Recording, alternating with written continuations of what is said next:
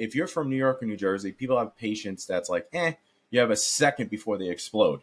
So that thing is, you're going to be seeing those. If they were a unit itself, you'd be seeing them flying out the windows in Manhattan. If ever you're not satisfied with one of our tires, please feel free to bring it back. Thank you.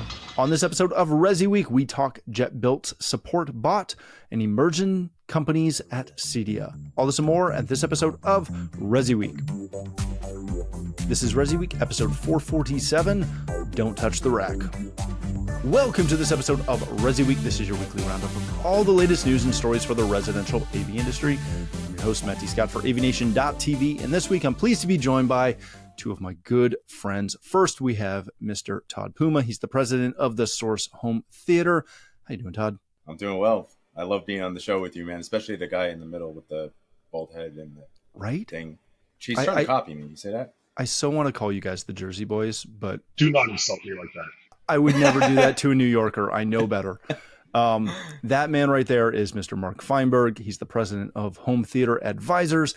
How you doing, Mark? Doing great, Matt. Doing good here in New York City, not in New Jersey. That's why I don't call you the Jersey Boys. And that is the only reason. Because I married someone from New York, and if I ever said that she was from Jersey, we would have a conversation. All right, gentlemen, we are going to kick this off. It is CEDIA week. So first off the top, we're going to highlight something cool that came out of the organization, that is CEDIA. They've named the Lifetime Achievement Award winner and the fellow recipients for 2024. So congratulations to Rick Green, who has been named the Lifetime Achievement Award, and to a good friend of mine, somebody I served on the CEDIA board with, Mr. Cogbill, Michael Cogbill out of Florida. He has been named a fellow. So congratulations to both of you. That is fantastic news. And, again, they've just done a massive amount of giving back to the industry, we'll say. I know Rich a little bit, but I know Michael quite well. And this is just fantastic to see for both of those gentlemen. All right, guys, we're going to kind of kick off our stories today. This comes to us from Residential Systems. Jetbuilt has debuted their JetBot, which is an AI-driven service desk. They're going to debut this at Expo 2024. It is designed to simplify device troubleshooting for end users and significantly reduce service calls. Essentially, the way it's going to work is, obviously, if you have to be using Jetbuilt, but you design your systems, you put all that information into Jetbuilt, and then the JetBot is able to do some functionality and troubleshooting for you by way of QR codes that are placed on pieces of equipment within that project, so that your customers can come in and work through some troubleshooting on their own before they get to you. Todd, let me start with you on this. I look at this and I am impressed. I'm intrigued, but I also have questions. And the main question that I have when I look at this is the whole thing that has been drummed into my head over the last 5 to 10 years in the industry is we want to own the service on our systems, and we want RMR, and we want our customers calling us to service them based on that RMR contract, right? The service contract thing has been preached on high for years. Now we're asking, or we're wanting customers to do some troubleshooting on their own by scanning QR codes, et cetera, et cetera, et cetera. Does that go against kind of the normal train of thought that we've had for years? Yeah, I think it breaks the mold for us, and it shows how dated we are as individuals to not be excited by this. I'm assuming here, but the reason why I say I have no enthusiasm at the moment for it is I don't want to work twice as hard to get all those QR codes in, my design of the system, going through all the implementation of how it occurred. I don't know how the customers are going to know what to touch if there's wires everywhere.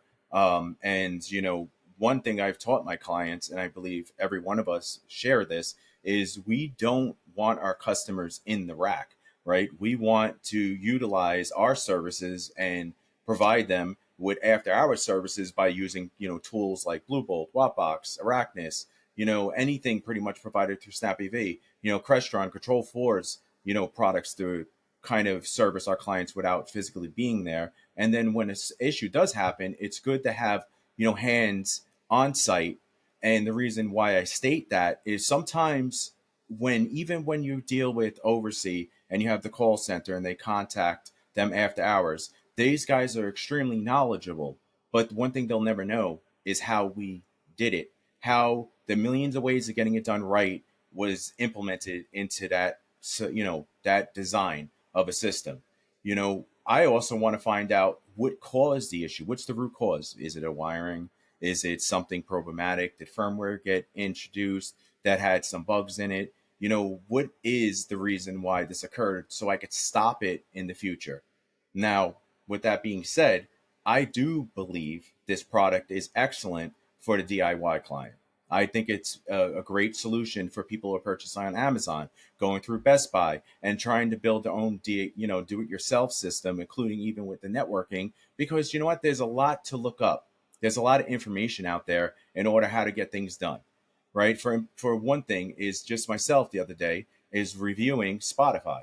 Why Autonomics keeps on stacking the queues, right? And so I started researching Spotify I have never used before, and I realized that I had to use Spotify Connect. But this is something I haven't done. Now, would a tool like that have been, something to make it a little easier? Yeah, I think so. But again, it's not meant for the client base that I helped deliver. I'm sorry, not deliver, but I helped to build after being in business for 18 years. I want the customers to go to us for service. I want them to know the intellectual property is with me, but they own whatever's physically in the home, including the software programming. But they're not going to know how to get that fixed. That's why it never works out, even if someone tried to replace the integrator prior to them. It's always going to be a little bit of a shuffle because nobody knows, not a computer, not a human. The only person who knows how it was done was individualized by the company who installed it. Yeah, it's an interesting point. I'm intrigued to see, because again, I think the basis of this is if you're already working with Jetbuilt, you're designing the system in there anyways, and thus it's got some pre-built knowledge. But yeah, to your point, I think it's interesting to see how it would flesh out. It's something that we'd have to try because, again, the three of us haven't seen the back end of this. We don't know exactly how it fleshes out. Mark, let me ask you this. The part of this that I'm really intrigued with and I like a lot is that initial troubleshooting step, right? Opposed to opening up an app. I'll pick on Blue Bolt for a minute. If your client looks at it and goes, man, like my cable's not working, and they open the Blue Bolt and they're like, let's just hit everything. And they just trigger everything, right? Because they don't know what's causing the problem. Is it a video switcher?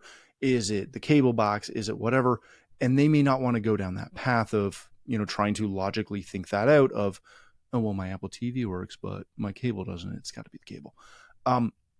When you see this, the part that makes a lot of sense to me is you kind of build this into your RMR offering, right? So that you have that RMR, you have that contract with the client, and then you say, hey, we also have given you all these QR codes on all of your devices. So when you have a problem, you can go scan it and work through some stuff. So you don't have to get on the phone if you don't want to.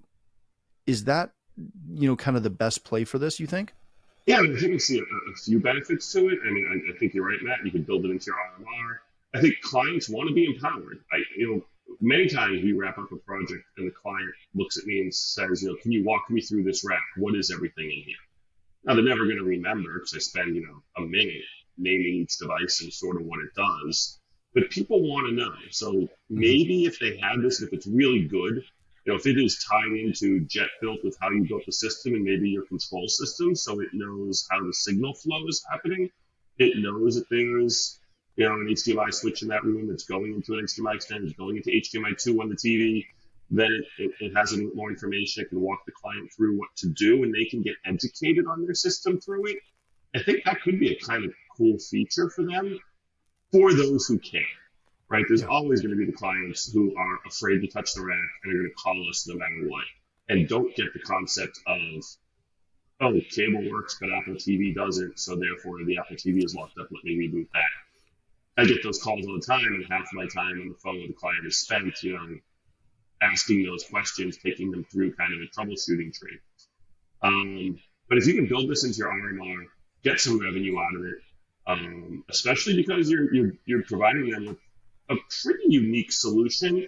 It's a little interesting in the RMR world because you're charging them to be able to do the work themselves. I'll take it. Yep. But no, I think just as I know dealers package oversee Connect with their RMR. There's other self-help services that dealers package with their RMR, and I think this could be an add-on to that for the right clients. I think there's going to be a lot of clients who need the hand-holding. This won't work. I think that kind of those guys who are cuspy of DIY and do it for me. Like they kind of want to be able to do it themselves, but no, they can't. But having a little bit of tech knowledge, I think this could be an interesting product for them. I agree, actually, Mark, with a lot of what you're saying. And we just got to make sure that those ideas that you came up with, they're not using. So all credit goes to Mark, and money will be forward to Mark in New York City, Well, the New Jersey boy. But on a side note, which a lot of great points came up. But here's what my fear is, right? And I agree. I think that a lot of integrators who have been doing this for a while, they're going to say the same thing. Is when you're offering a customer service or you're providing customer service in our own service contracting plan, the one thing that I'm always afraid that's going to happen is, yeah, I tried this thing. It sucks. It doesn't work. I want my money back. This is crap.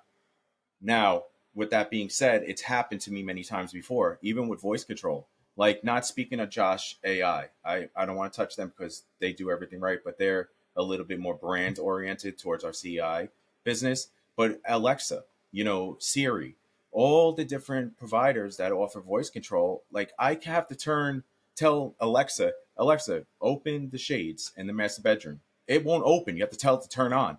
Like, come on already. What is happening with this? The same thing that's going to occur with this solution. If you're from New York or New Jersey, people have patience that's like, you have a second before they explode. So that thing is, you're going to be seeing those. If they were a unit itself, you'd be seeing them flying out the windows in Manhattan. Literally, that you couldn't give them away if it winds up being something that works against what we do or hurts us even more. And the other thing I'd be afraid of, Todd, is somebody using this, going in to try and fix something and screwing something else up, unplugging the network switch by mistake, hit the cable by mistake, and all of a sudden everything is down because they tried to do something that this app told them, and now it's creating them. The Apple TV didn't work, and now it's an emergency because of the network stuff.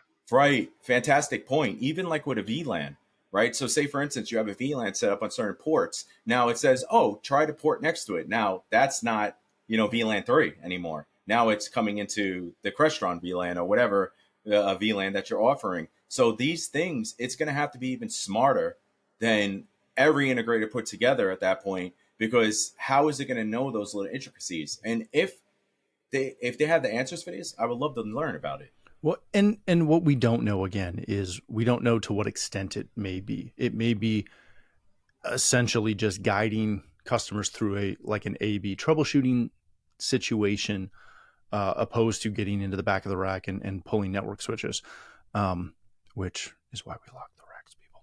But if you want to learn more, go check them out. They will be at Expo, if you're listening to this before Expo or during Expo, at booth 1135. So go check that out. That should be interesting. All right, gentlemen, we're going to switch over and talk a little bit about Expo in general. This comes to us from Residential Tech Today. Explore emerging brands at the Launchpad during Expo 2024, from a good friend of the show, Mr. Jeremy Glowacki. Essentially, the Launchpad is a platform for showcasing new-to-market brands and their latest residential technology solutions. Jeremy highlighted a couple of brands that are participating in this. And as always, if you're at the show, I encourage you to go check out the little booths in the back. That's always where you find the cool stuff and the interesting new developments that, may work their way into some of the bigger companies that we know now, but also just, it's fantastic to find one cool little thing that makes your day much better. Mark, I do want to start with you on this one, though. As much as I encourage people around every show to go do this, when I talk to people after the show, they very rarely go in and look at the small booth, the 10 by 10s and the 5 by 10s to see what's out there. Am I wrong in encouraging people to do this? Or is this one of those things where people have a finite amount of time and they just don't care enough to go check out the small little booths? I think people are looking for, at least for me, I'm looking for like, what can I offer my clients? What can I do to make my life better, make my clients' lives better, to make my installs better? I think sometimes, I try to check out Launchpad when I go to CEDIA, but I find that often it's such a new product. It's so new to our category. They sometimes don't even get the CEDIA channel. They don't. I'm not confident that the product is going to be around in 2 years. So if I start to install it, what was that? Who was that? Oro lighting from years ago. I still have one. I mean, it shockingly still works. I'm sure it's cool though. I'm sure you still have it. I remember years ago I brought. There was some. It was an occupancy product, but it used the BLE from your phone. Who was in the room. You could do automations based on who was in the room. And I bought some for home, and it didn't make it more than like a week before my wife and my kids were like, because everyone's walking around with their phone. Yeah. Especially I am, but because I keep on talking. My wife, it's in her purse, so it's not in her hand, so it didn't know what room she was in. I don't even know if that product is still around. I think kind of longevity is the reason a lot of people are just not ready to invest the time. And also, you walk into a big booth, you walk into Lutron, you walk into Snap, you walk into Crestron, you can play with stuff on the wall. You walk into these these little 10 by 10 booths or whatever they are, not even 10 by 10, like 4 by 6. And there's often not product, it's just talking to somebody. And I don't feel like you're getting much out of that, right? Like I could go look at your website and probably learn more than I can by not even seeing your product and just, and now I'm going to engage, and now I'm going to, if I'm not interested, I'm going to extricate myself from this conversation. So kind of like you guys feel with me talking right now. Yep. So I don't care. So that's not all right. So I think there's also a little bit of like, do I really want to like walk up and get engaged and have this conversation? And I know nothing about the product, and it's going to burn 20 minutes of my time, and there's so much else to see. Why is your time important? Like, are you trying to say you're more important than they are? That's what he's trying to say. I'm more important than you are. Oh, okay. If let's imagine that you go and check out all the 10 by 10s, right? What questions do you either ask them or ask yourself as you're looking at whatever it is that they're offering? Do you have a stable list of things that you're using to evaluate these upstarts? Not necessarily. I kind of do, just like anything that I do in business, is I just look around, and if something catches my eye, I want to ask more questions. And Mark, touched base on this a little bit, is he said, how can he, make his life easier, his customers' lives better, and his installs better, right? With that being said, those are the questions that I want when I'm looking at a brand. Like, how is this going to help me to better my business? Now, I do believe in always supporting the smaller businesses. So what you stated at the beginning, is it important to you encourage people to go take a look at them? Yes, because the companies like Josh AI and, even D-Tools at one point was at those booths, right? And look how big they became. And there's not always going to be something there for you, but I guarantee with the hundreds, I don't know how many 10 CEDIA, 12 people. But with that being said, now those 12 people are going to get the knowledge, and it might something in those boots might resonate with them in their business. Just because it doesn't resonate with us, who are we to say that's not going to resonate with them? And they're going to come up with something, and they're going to engage more with this, manufacturer based upon whatever they're offering. And then, their company is going to excel. And that's the good thing about the youth in our industry. And I consider new products youthful, right? Because they're targeting a different market. The way we're doing things is the right way, because we have learned it through many years of making the right and wrong mistakes to get us here. Now, the same thing with these people is, if we give them a shot, give them information, and, take the time to help them if we feel necessary, they could be the next biggest thing. Yeah, that's a great point. All right, gentlemen, let's wrap this up with just a quick, because you made a small joke about the 12 people that are attending CEDIA. I know it's 16. You told me. Yeah, at least. But the three of us are not attending CEDIA, right? for a variety of reasons. And we don't necessarily need to go down that path directly, but have the shows become, kind of something that you can do every other year or every couple of years? What goes into your decision to either attend or not attend a trade show? Some of it for me is who's going. Like, you guys aren't going, and you're two of the people I know the best in the industry. Seriously, it's like, what am I going to do on Thursday night if my friends aren't there either? Because a big part of CEDIA is the people. Yep. So that's a part of it. Another part of it is, the product innovation cycle has changed dramatically, and companies can't wait to early September to introduce product. They're going to introduce it throughout the year. So those big, huge product reveals. I remember Control 4 used to introduce every new thing at CEDIA and nothing else throughout the year. Well, now Yeah, I remember you watching the as podcast. it's right. Right. We would watch the videos. I'd go to the presentation at CEDIA to see what was new. And if you were late in the airport, you used to sit there from as soon as we got Yeah. off the plane. He would get there, and I remember him with the new processors. Right, he was all excited Yeah. about hearing it. But that's a good point, actually, Mark. Is what the one thing that has lost that excitement is they don't hold anything back that you want to know. So you know it all already. So really, why are you going there? For interaction with your friends. Right now, is it worth that time losing out on business just to associate and have parties with your friends? Or if they're not going, let's be real. CEDIA is not fun, right? They're all about interacting. They're all about, oh, we want to do this, we want to do that, we want to help you, we're going to better your business. How? I can't name one thing out of my lifetime of being a dealer, which we're talking 18 years of business. And I remember all that preaching to the choir. Oh, if you have CEDIA, it makes you look more credible. No one cares, because what makes you look more credible is your reputation, Mm-hmm. right? And your reputation is the most important thing for your business to strive. Now, if CEDIA could give me that, right, put it into a bottle and better it, and to sit there and help people actually to be the next biggest or most successful integration firm, so be it. But you cannot teach that to people. It's inside you. It's part of like your values since you were a child, right? And CEDIA, they're going to sell you all this. They're going to sell you cologne, right?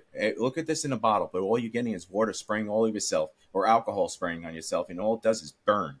You're not smelling any better. And that's my version of CEDIA.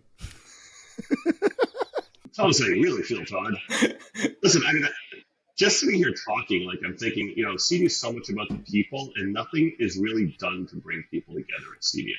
And I put this more in the manufacturers, like, Snap throws a party, but it's like thousands of people, and nobody, and you don't, you can't meet anybody there, you can't talk. I feel like some manufacturers do some smaller group sessions, pull together a dealer from New York, a dealer from Florida, somebody from, Idaho, Yeah. and get 10 or 12 people together over dinner or over a drink or in a room, so you can trade some ideas and know each other, more like a tech summit type of thing, so that you can network a little bit and meet people you wouldn't otherwise meet, maybe so you're not competitors in a different market. And that way you can build your network, because that's what CEDIA is all about, is the network. Yeah, I think the networking side is the biggest part. And I've been to multiple trade shows from multiple different organizations who have all tried the speed dating-ish approach, kind of that you're leaning towards there, Mark. I think the hard thing is that, speaking strictly for myself, I am never going to that. If you put me at some place, I went to an event years ago, and we knew a ton of people who were going. And the organizer had this whole thing where you couldn't sit with people you knew, which meant I wanted to leave. Not because I am not comfortable sitting with other people, but I get to see these people, once a year, twice a year, if I'm lucky, depending who they are.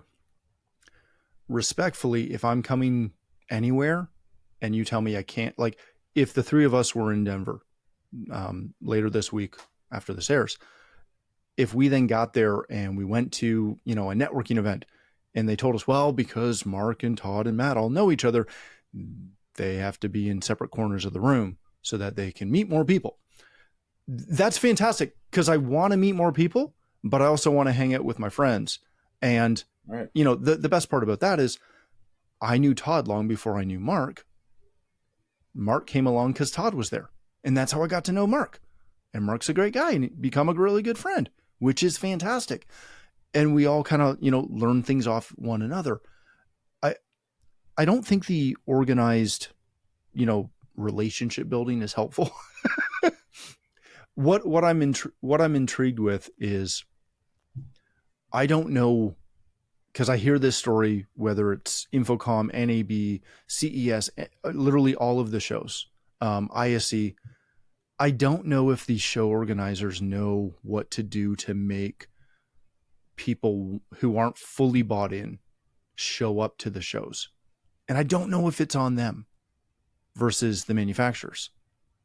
I think shows are in a bit of a weird place right now, because I look at them and kind of do if I go every other year, I'm probably not missing much other than my friends. Yeah, but the point is, there's nothing innovative that's like making leaps and bounds that you just have to go, and if they are making leaps and bounds, it's on the big, corporate world, right? It's not something really that we're going to get first and we're going to see first. I always hope that our industry breaks out with something that's going to be the next big thing. I don't count Sonos either. Sonos has always been, massaging the customer's shoulders and then telling us to do all the work while they're massaging them and, giving them all the gifts. We get no gifts. I don't get a gift. They get gifts. They get discounts, everything. No one gets gifts. Even just seeing something new and cool. You go to my vendors are some of the biggest vendors, right? I use Control 4, I use Snap AV, I use Sonos. Even if there's something awesome to see at their booth, those booths are so packed. I can't get my hands on it. I can barely see it. I'm a small dealer. I'm in the back of the crowd trying to listen to what they're saying. I'm better off to just watch it on a webinar, in all honesty, because I'm not getting a whole lot out of seeing it, except in I think the smaller to mid-sized vendors, you can get some, real hands-on and good quality time. No, that's a good point, because if you go to URC, my company hasn't been a Crestron dealer in, probably 12, 15 years. So now I know people in the Crestron world, but only from the press side. If it wasn't for the press side and being able to have somebody walk me around, getting someone's ear to ask some questions as a non-dealer is next to impossible. And I'm not picking on them in any way, shape, or form, but just when everybody's busy, I met with a shade manufacturer last year, who we don't work with, we had wanted to work with. And I've met with them 3 or 4 times now and tried to get a rep, hey, I need a rep to reach out to me, to talk to me about how we can make this work in Canada, or where I am in Canada. 3-4 years. And I'm talking to senior VPs on the floor, and I get home and I get nothing. And I don't know. It's very interesting. All right, gentlemen, let's leave it there. We are over time. Thank you both so much for joining us. Mark, if people want to connect with you, learn more about Home Theater Advisors, where can they do that? The best is the website, hometheateradvisors.com, also Facebook at HT Advisors.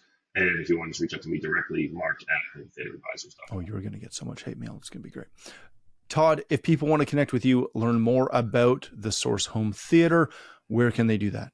They could contact Mark, because if I'm going to get hate mail too, might as well go to him. So I'm Mark at Home Theater. Send it all to Mark.